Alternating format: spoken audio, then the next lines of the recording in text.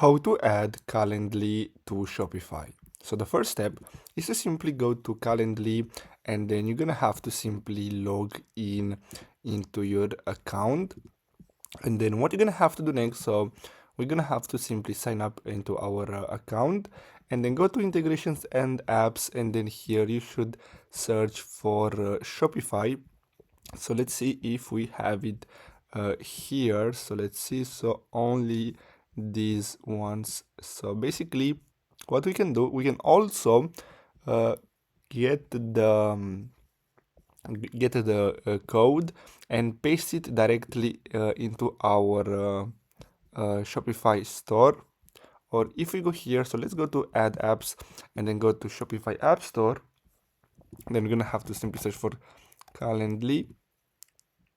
And as you can see here, we have other apps. As you can see, this one here, CalPol currently integration. So you're gonna have to install these, and basically after that you're gonna have to log in into your Calendly account, and basically this will integrate Calendly into Shopify, and this is free. So I hope you found this video helpful. Thanks for watching.